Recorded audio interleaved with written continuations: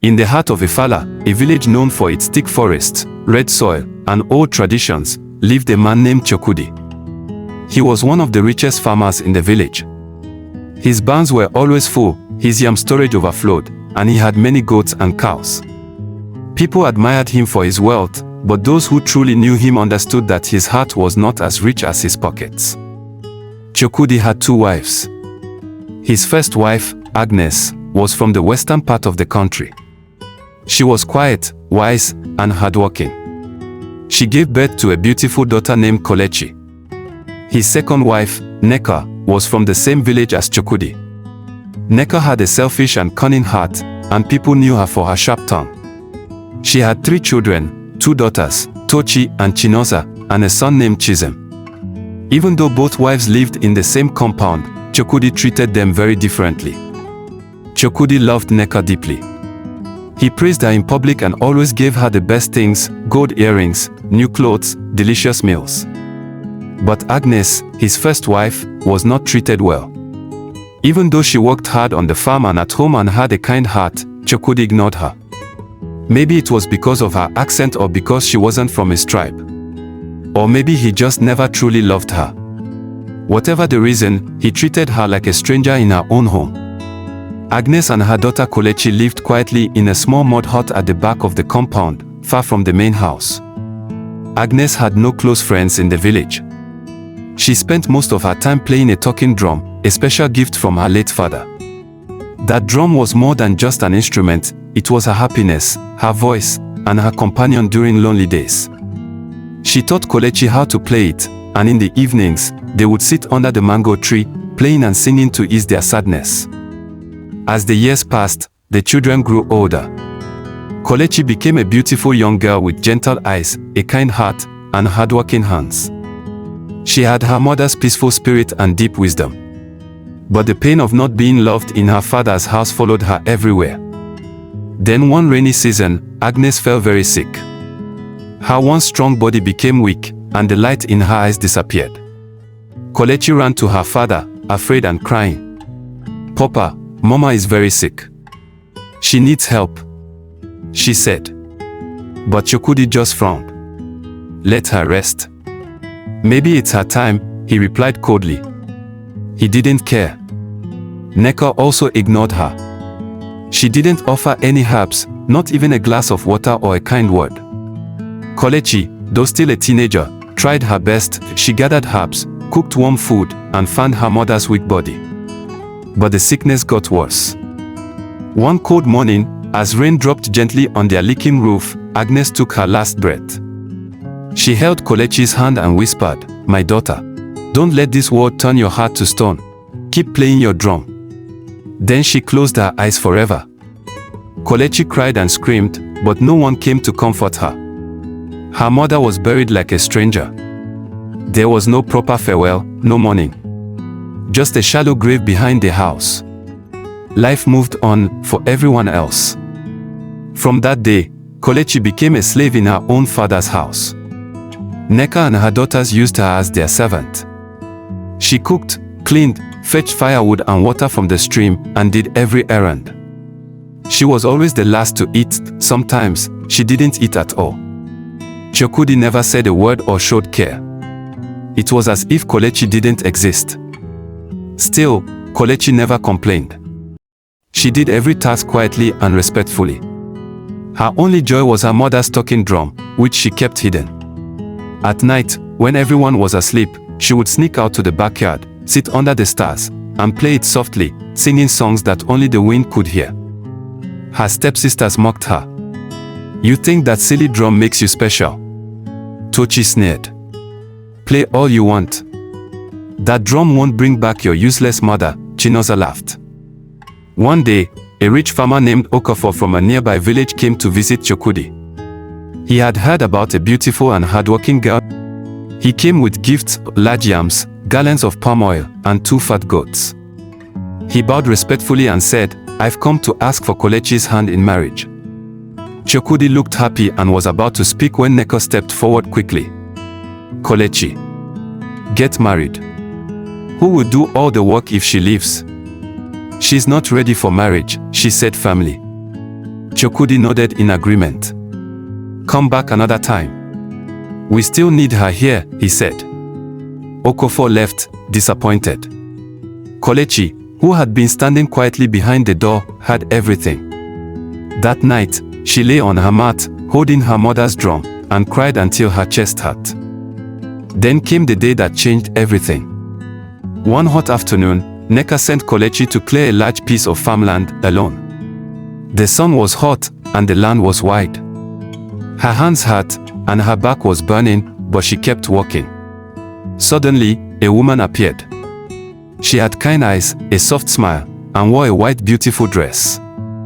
Let me help you, the woman said gently. Kelechi stepped back. No, thank you, Ma. I can do it myself.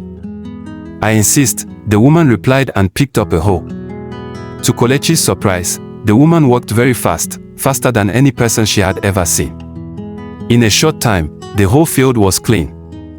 Thank you so much, Ma, Kelechi said, breathing hard. You're welcome, my child. I've been watching you. You are strong, kind, and patient. Never lose that, the woman said. But who are you? I've never seen you before, Kelechi asked. The woman smiled softly. I live in the forest. I have no family, but I've been watching over you for a long time. You remind me of someone I once loved. That was not the last time Kelechi saw her. Many times after that, during Kelechi's hardest days, the mysterious woman would appear, sometimes with food, other times just with comforting words or help. She never said her name, but whenever she came, peace followed. One day, Prince Chukuri returned from the city. He had been studying abroad for many years. To welcome him, his father, the king, organized a big celebration. There was music, food, dancing, and everyone in the village was invited. Neca dressed her daughters in the best clothes she could afford. Their hair was beautifully styled and decorated with colorful beads that clicked as they moved. The girls looked lovely and ready for the palace celebration. Before leaving, Neca turned to her stepdaughter, Kelechi, with a cold face and dropped a bundle of firewood at her feet. Cut this firewood before we return, she said harshly. And listen carefully, if I see you anywhere near the palace, you will regret being born. Kelechi looked at her, heartbroken. She turned to her father, who stood silently in the corner. He looked away, pretending not to see her. Tears rolled down Kelechi's cheeks as she picked up the axe and walked to the backyard. Her hands shook. Every strike of the axe made her arms ache. Her palms were sore and soon covered in blisters, blood mixing with sweat. She was in pain, but she didn't stop until a gentle voice interrupted her. My child, rest. Kelechi looked up. It was the same mysterious woman who had helped her once before. This time, she was carrying a basket full of food. Eat something, the woman said, placing the basket beside her. I'll find someone to help you. Kelechi stared at her, confused. But how do you know where I live? She asked. The woman smiled softly. I know everything I need to know. Though puzzled, Kelechi listened. She sat under the tree, quickly ate the food, and rested. When she got up and went back to the firewood, she froze. All the wood had been neatly split. She looked around, shocked. No one was there. Her heart beat fast, full of surprise and confusion. Meanwhile, at the palace, the king stood before the royal court and spoke to the people. His voice was loud and clear. My son is ready to choose a wife, he said. In 2 weeks, all the young women in the land will come here and show their talents. My son loves music and dancing. He will choose the one who entertains him best. The news spread quickly. Young girls began learning new songs and dances. Many were excited, especially Neca. She hired a professional dancer to train her daughters. She bought them new wrappers, shiny beads, and matching anklets. She made sure they had the best dance routine ready for the big day. At home, Kelechi's heart was heavy. She had always loved music, especially the talking drum her late mother gave her. Her mother had taught her how to play, how to sing with emotion, and how to follow the rhythm of the drum. One quiet evening, when Neca and her daughters were out, Kelechi snuck into her mother's old hut and brought out the treasured drum. She played it and sang softly, pouring her heart into every beat. But one day, Neca caught her. "What is this nonsense?" she shouted. "Are you trying to join the other girls at the palace? Do you think the prince will even look at you? You should be ashamed." She snatched the drum from Amora, threw it to the ground, and then, with a cruel smile, poured kerosene on it and lit a match. "No. Please. That was my mother's," Kelechi screamed, trying to stop the fire. "Please. That drum is all I have left of her." But Neca pushed her aside and watched the drum burn to ashes. "You're nothing but a shame," she spat. "Now go to the farm and clear all the weeds. If you don't finish before nightfall, I'll send you to join your dead mother." Kelechi dragged herself to the farm, feeling broken and alone. She looked at the weeds and began to cry. Her chest felt like it was tearing apart. Then the woman appeared again. This time, she held a brand new talking drum. Kelechi's eyes widened. "How? How did you know?" "I saw what happened," the woman said gently. "Take this. Come here every day and practice. Hide the drum, no one must see it. The prince has a special love for the talking drum. And you, my dear, are the only one who can play it the way he loves." Amora stared at her, shocked. "Why are you helping me?" she asked with a trembling voice. The woman smiled and placed a hand on her shoulder. "Because you are strong. And because you deserve to shine." 2 weeks later, the day of the performance finally came. Neca dressed her daughters like royalty. Their clothes sparkled, their skin shone, and their hair was decorated with fresh beads. Then she handed Kelechi a large bowl of palm kernels. "Break all of them before we return," she ordered. "And don't you dare go near the palace." Kelechi tried to beg. "Please. I want to go too. I have something to offer. Just one chance." Before she could finish, her stepsister Chinoza burst into laughter. "What talent do you have? Is it that rag you're wearing that you want to show the prince?" she mocked.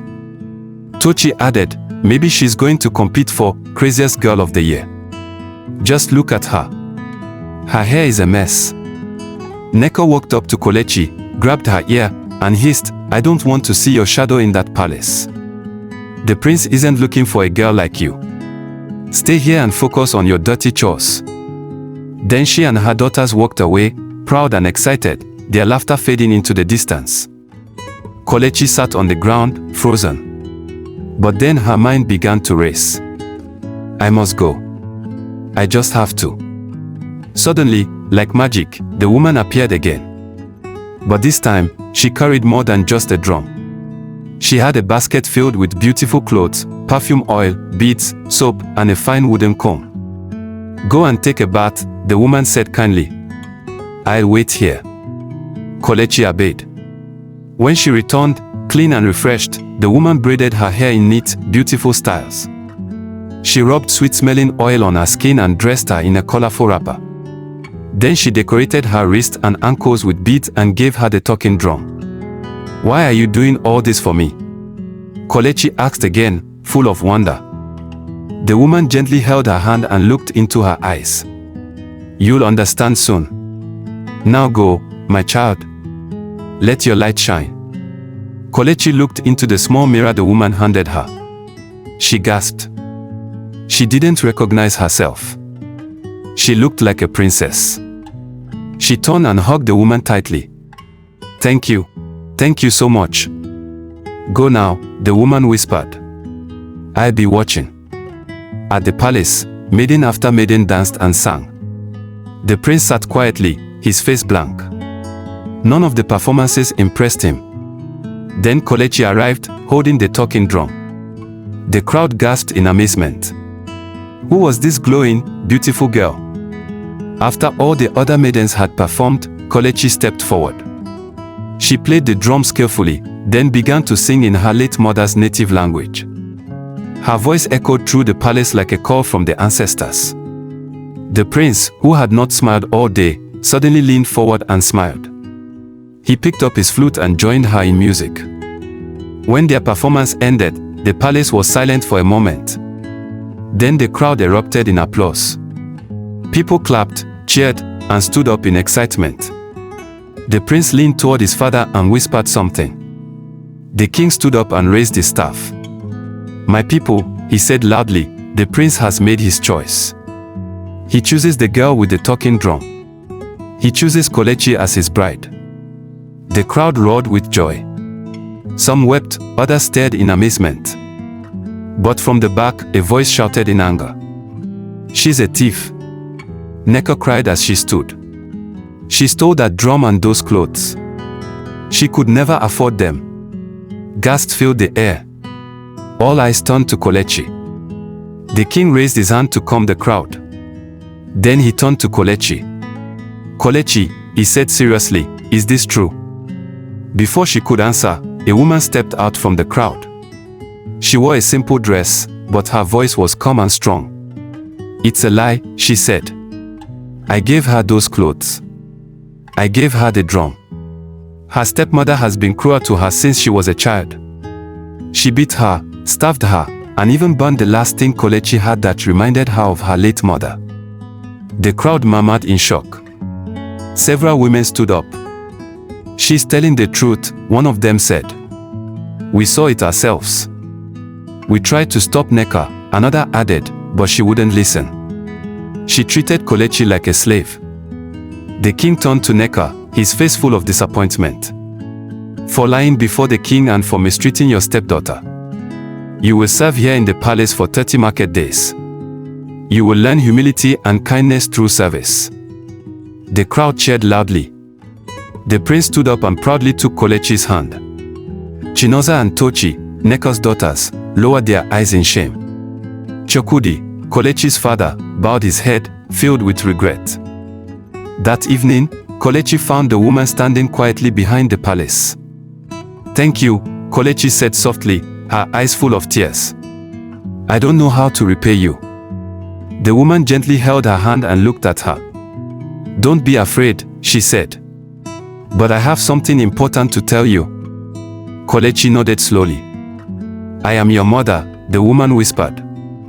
Kelechi's eyes widened in shock. "But my mother is dead." "Yes," the woman said. "I died. But my spirit couldn't rest while you were suffering. Now I can finally go in peace, knowing you are safe." Tears poured down Kelechi's cheeks. She tried to speak but couldn't. She covered her mouth, overwhelmed with emotion. Her mother smiled, waved gently, and slowly disappeared into the evening breeze like a fading dream. 2 days later, the palace was filled with music and celebration. The wedding was grand and colorful. Kelechi wore the finest coral beads, a flowing silk gown, and a sparkling royal headpiece. She danced, sang, and smiled all day. Her joy spread to everyone. Later, Chukuri, now humbled and sorry, came to her. He knelt and begged for her forgiveness. Kelechi forgave him, even though the pain still lingered in her heart. Her kindness touched many people that day. As she sat beside the prince, her husband, Kelechi looked up at the clear blue sky and whispered, "Thank you, Mama." From that day on, the talking drum no longer told stories of sorrow. It beat with joy, pride, and hope. And across the villages, people sang songs about the brave girl who played the drum, married a prince, and was loved so deeply by her mother that even death could not separate them. But the real question is, can Neca truly serve in the palace for 30 market days without secretly plotting against Kelechi? Or will her time there finally teach her humility? There's only one way to find out. Subscribe to Afro Gen Z Stories for amazing, heartwarming tales, and stay tuned as we reveal what happens next. Thanks for watching. See you in the next video.